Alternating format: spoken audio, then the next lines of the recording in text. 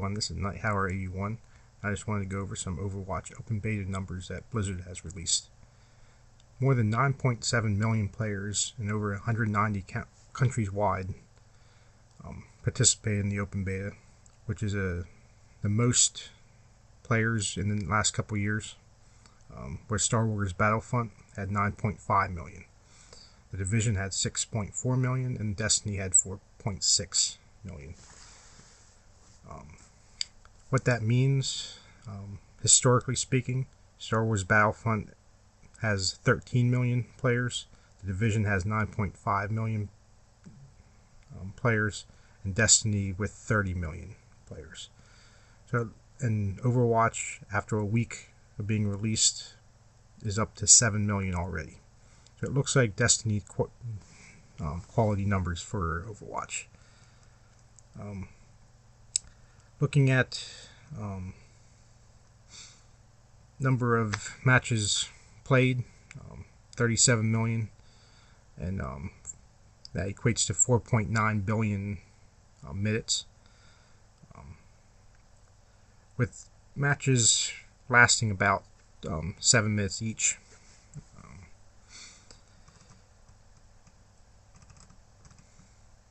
Looking at the most picked heroes for each of the main classes: for offense, Soldier 76, defense, Widowmaker, tank, Reinhardt, and support, Mercy. So looking at that, for Soldier 76, he is probably the most natural character that new players would probably jump in as coming from first-person shooters. Defensively, Widowmaker is the pure sniper of the group. So again, she's a more natural transition to first-person shooter players. The tank, Reinhardt, he's very effective in the payload missions, and he's the tankiest. So that shouldn't be too much of a surprise. Where when you need a tank, Reinhardt's probably the pure bet. And then support, Mercy. Again, she's the best healer. There's a few other characters that do some healing, but in smaller amounts. So that's probably the most surprising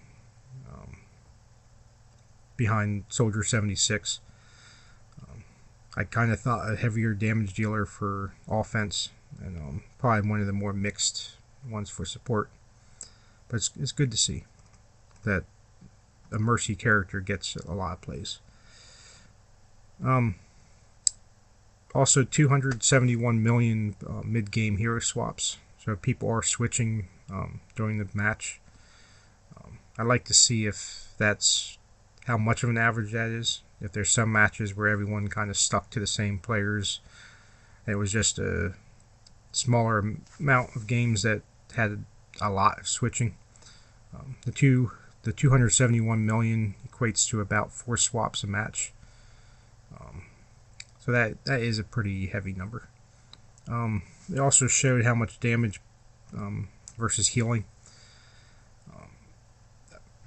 So that is a lopsided number. It shouldn't be too much of a surprise, because I still think there needs to be a few more healers added. Plus, people just aren't going to play a lot of pure healers, except for when they have to. They also showed that 326 million times Bastion was killed during a match. I think that's kind of to show people that he's not that overpowered. He can be handled. You just have to handle him certain ways. They also showed a Genji versus Hanzo ultimate. Hanzo had a little bit more, so he was probably played a little bit more. Again, he's probably, because he's more of a sniper than Genji, who is a little more difficult to play. So I'm sure everyone tried to use Genji, but a lot of people probably went off of him and tried others that might have been easier to use. They also showed that 5.7 million times the High Noon ultimate was used. Probably because that's one of the ultimates that can pretty easily get play of the game. So that's an interesting number to look at.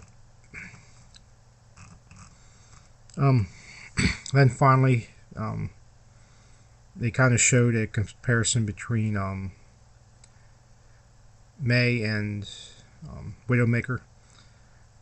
It showed that May had 341 million kills compared to Widowmaker 72 million. So that's surprising because I didn't see May played as much. I didn't come across her as much. So that does show that she might not be as popular, but she's very effective. Widowmaker, a lot of the maps are bottlenecks, and I don't think snipers fare as well. So I kind of like that to show people that you don't need to be a great sniper or half a great sniper to be able to win. It's far from a thing that you need here in Overwatch. So that's all I wanted to say.